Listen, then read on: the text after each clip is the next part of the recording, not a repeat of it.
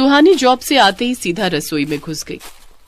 क्या बात है सुहानी, आज तुमने ऑफिस से आने में बहुत देर कर दी। तुम्हें पता था ना कि मेरी कुछ सहेलियां आने वाली हैं, तो तुम्हें रसोई का सारा काम करना है, फिर भी तुमने इतनी देर कर दी। हाँ भाभी, वो आज ऑफिस में ना एक्स्ट्रा काम था, इसी वजह से लेट हो गई। बहू, सुहानी को एक गिलास पानी तो पीने दो, तुम तो आते ही शुरू हो गई। माँ जी, आप तो ऐसे कह रही हैं जैसे कि मैं ही घर की नौकरानी हूं और सारे काम मैं ही करूंगी। अरे जब आप दोनों इस घर में रहते हो तो घर का काम भी तो करोगे, या कोई बाहर से करने आएगा? मैं भी तो पूरा दिन घर में काम करती हूँ, एक सेकंड की भी फुर्सत नहीं है मुझे। अब मेरे पास इतना टाइम नहीं है, मैंने सब्जी बना दी है। सुहानी, जाकर पहले रोटियां सेक लो, मेहमान आते ही होंगे। हाँ हाँ, मैं जाती हूँ भाभी। अक्सर ही ऐसा होता था। मंजू सुहानी को बहुत तंग करती थी। सुहानी अपनी नौकरी के साथ साथ घर के और रसोई के सारे काम निपटाती थी। घर में जब भी कोई मेहमान आता, सुहानी अकेली ही रसोई में लगी रहती। मंजू उसके पास तक नहीं फटकती थी। रोजाना घर के सारे काम सुहानी के ऊपर ही थे। दिन भर वो बाहर की नौकरी करती थी और शाम को घर की नौकर बन जाती थी। मंजू दिन भर के सारे जूठे बर्तन इकट्ठे करके रसोई में ढेर लगा देती। शाम को रसोई की हालत ऐसी होती थी कि पानी का एक गिलास भी सुहानी को साफ दिखाई नहीं देता था। पूरी रसोई में जूठे बर्तन फैले होते थे। सुहानी को पता होता था कि उसे सुबह जल्दी ऑफिस निकलना है, इसलिए वो रात को सारे बर्तन करके रसोई पूरी साफ करती थी। सुहानी की माँ बीमार रहती थी और भाई उस पर ध्यान नहीं देता था, क्योंकि वो मंजू के वश में था और मंजू की ही सुनता था। बच्चे भी अपनी माँ का ही कहना मानते थे और ज्यादा से ज्यादा बर्तन जूठे कर देते थे। सारे बर्तन करने के बाद सुहानी ढेरों कपड़े धोती थी। साफ सफाई करके घर को संभाल कर तब कहीं जाकर सुबह के 5 बजे सुहानी बिस्तर पर लेटती थी और फिर थोड़ी देर सोकर जल्दी जल्दी तैयार होकर ऑफिस भागती थी, पर वहां भी उसे डांट पड़ जाती थी। क्या बात है सुहानी, तुम आज ऑफिस फिर लेट आई हो? ऐसा कब तक चलेगा? सॉरी सर, वो कुछ नहीं सुनना मुझे, तुम कहीं और नौकरी ढूंढ लो, हमें तुम्हारे जैसे लेट स्टाफ की जरूरत नहीं है। सॉरी सर, मैं पूरी कोशिश करूंगी कि मैं टाइम पर आऊं। ठीक है, अगर आइंदा तुम लेट आई तो मुझे तुम्हें नौकरी से निकालने में देर नहीं लगेगी। सुहानी की आंखों में आंसू थे। वो घबरा गई थी। वो बेचारी भी क्या करती, जॉब के साथ साथ उसके ऊपर घर के काम का प्रेशर था। अब तो सुहानी और ज्यादा परेशान रहने लगी। ऑफिस का सारा दिन काम, शाम को घर का सारा काम, सुबह जल्दी जल्दी काम समेटकर टाइम पर ऑफिस पहुंचना, इससे सुहानी की तबीयत खराब रहने लगी। तेज बुखार में भी वो ऑफिस के साथ साथ घर के सारे काम करती रहती। सुहानी बेटा, तुझे बहुत तेज बुखार है, ला मैं थोड़ा काम करवा दूं, तू टाइम से सो जा, रात के 11 बज रहे हैं।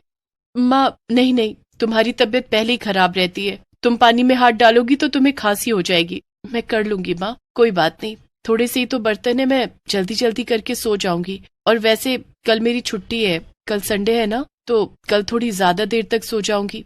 सुहानी को लग रहा था कि अगले दिन इतवार है तो उसे थोड़ा आराम मिल जाएगा, पर सुबह सुबह ही उसकी भाभी ने उसे जगा दिया। सुहानी, ओ सुहानी, आज की तेरी छुट्टी है, चल सारे घर का झाड़ू पोछा करके सारी अलमारियां समेट ले, और आज रसोई को पूरा साफ करना है। रसोई के ऊपर की अलमारियां बहुत गंदी हो रही हैं। बहू, एक दिन की तो इसको छुट्टी मिलती है, आज तो कम से कम उसे आराम करने दे, उसे बहुत तेज बुखार है। अच्छा, आज छुट्टी है तो एक काम करते हैं, आज इसकी रोटी सब्जी की भी छुट्टी कर देते हैं, ये वो भी नहीं खाएगी फिर तो।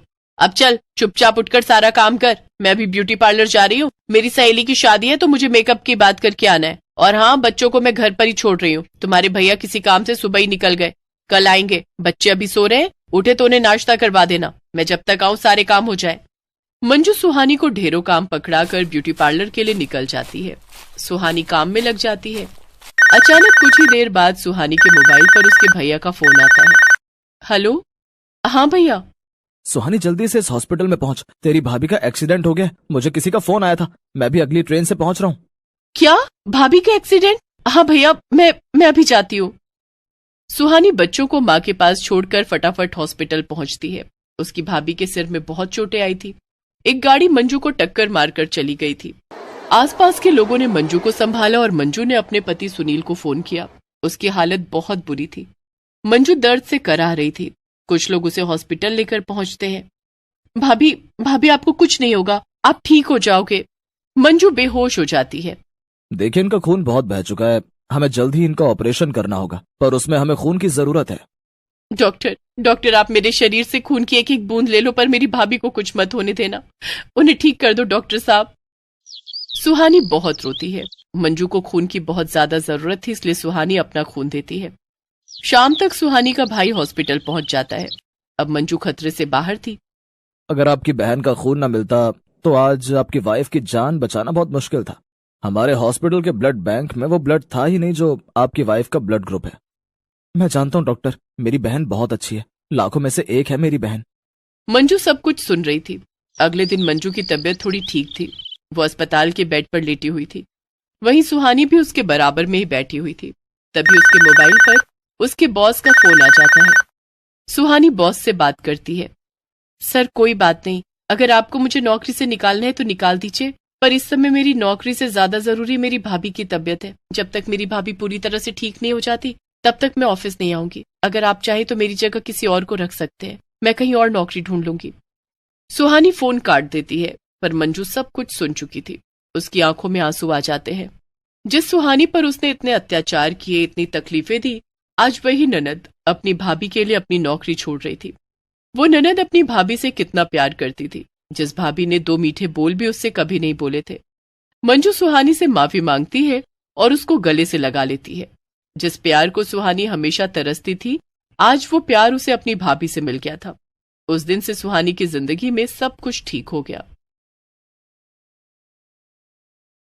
दिन ब दिन बैंगन का भाव बढ़ रहा था और मोहनपुर गांव के लोग बैंगन के ऊपर ही निर्भर थे। मोहनपुर बैंगन उगाने के लिए फेमस था और आसपास के गांव और शहरों में मोहनपुर का बैंगन ही जाता था। जब बैंगन का भाव बढ़ने लगा तब मोहनपुर के किसान बड़े खुश हुए। अरे अब तो हम लाखों रुपए कमाएंगे महीने के। शहर में बैंगन का भाव बढ़ रहा है। वो क्यों? सुना नहीं? बाकी सब जगह पे बैंगन की खेती नहीं हो रही है, बैंगन में कीड़े लग रहे हैं। सिर्फ हमारे यहाँ बैंगन उग रहा है, इसीलिए तो शहर में बैंगन का भाव 3 गुना बढ़ गया है। अरे वाह, यह तो खुशी की बात है। तब तो मैं अपनी बीवी के लिए नई साड़ी और बेटी के लिए खिलौने और कंप्यूटर खरीद पाऊंगा।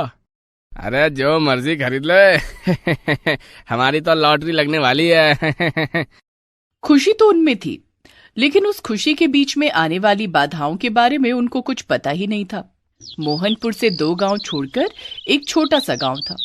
उस गांव में 3 बहनें रहती थीं, पायल, पूनम और प्रिया। तीनों की शादी की उम्र हो गई थी, लेकिन वो तीनों शादी नहीं करना चाहते थे।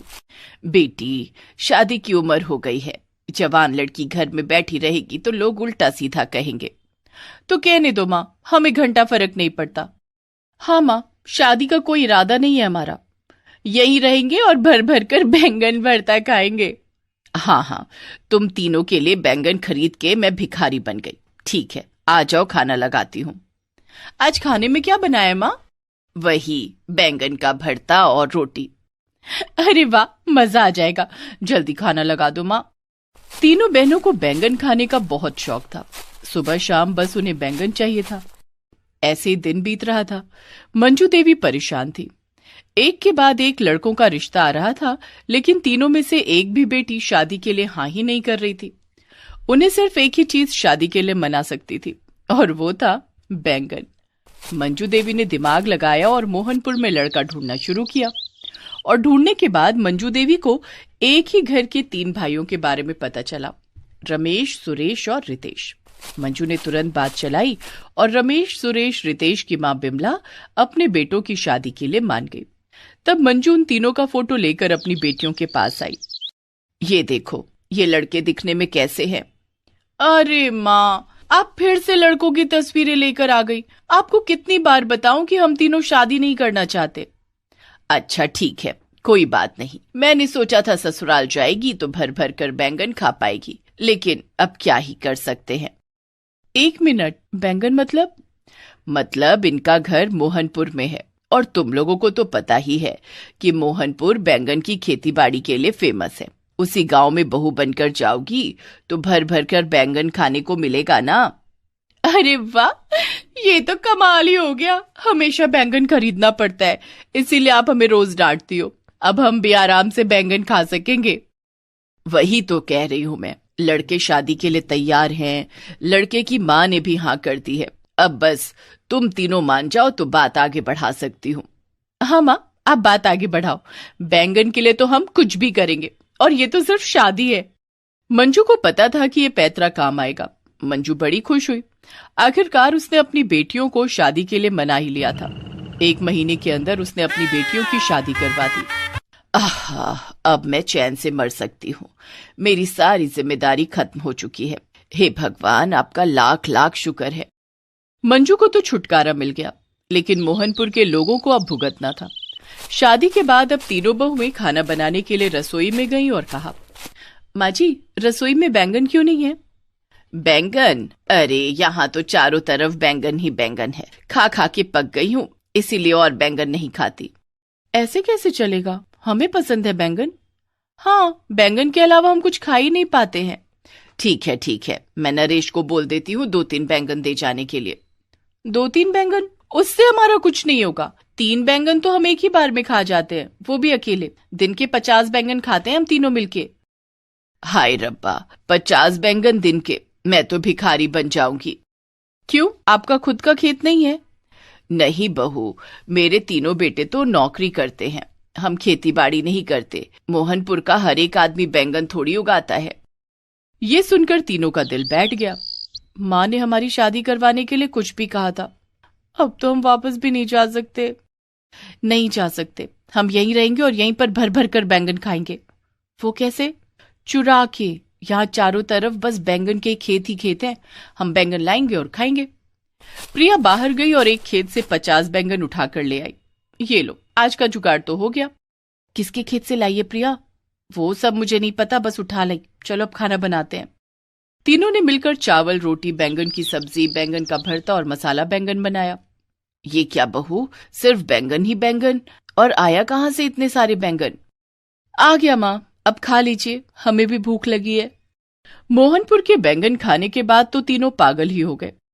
अब समझ में आया कि मोहनपुर का बैंगन इतना फेमस क्यों है। अलग ही स्वाद है यार। कितनी अच्छी खुशबू है और अंदर कितना सॉफ्ट है। ऐसा बैंगन तो मैं खुद हर रोज 50 खा लूंगी। तो हम तीनों के लिए हर रोज 150 बैंगन लगेंगे। हाँ तो क्या हुआ, इतने सारे बैंगन के खेत जो है यहाँ। उसके बाद से हर रोज प्रिया, पूनम और पायल लोगों के खेतों से बैंगन चुरा कर लाने लगी और खाने लगी। बैंगन से नई नई चीज बनाने लगी और उधर गांव के किसान परेशान हो गए। अरे कल ही तो देखा गया था, यहाँ कितने सारे बैंगन थे।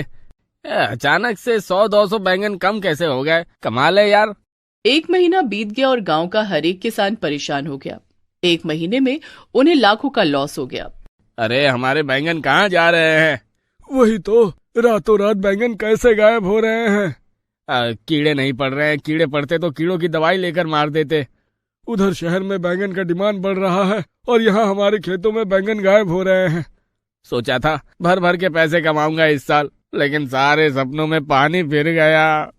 मुझे तो लगता है कि कोई हमारे खेतों से बैंगन की चोरी कर रहा है और काला बाजारी में बेच रहा है।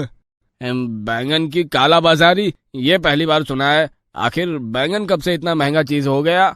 जो भी हो, हमें पहरा देना चाहिए, पता तो चले कि हमारे बैंगनों के साथ आखिर हो क्या रहा है। किसान दिन रात खेतों पर पहरा देने लगे और एक दिन उनमें से एक किसान ने प्रिया, पूनम और पायल को खेत में घुसते हुए देखा। तीनों बहनें बैंगन के खेत में घुस गईं और वहां से 200 बैंगन चुराकर घर चली गईं। अच्छा, अब समझ में आया, ये तीनों चुराती हैं बैंगन। उसने बाकी के किसानों को ये बताया। सभी मुखिया जी के पास चले गए और उन्हें इस समस्या के बारे में खुलकर बताया। मैं समझ गया, लेकिन मैं इसमें क्या ही कर सकता हूँ। ज्यादा से ज्यादा समझा सकता हूँ उन तीनों को, लेकिन वो तीनों मानेंगे तब ना।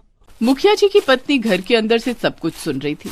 उन्होंने कहा, ये आपके बस की बात नहीं है। मेरे पास एक आइडिया है। मैं कल उन तीनों को मेरे घर में खाने के लिए बुलाऊंगी, बैंगन पराठा खिलाऊंगी।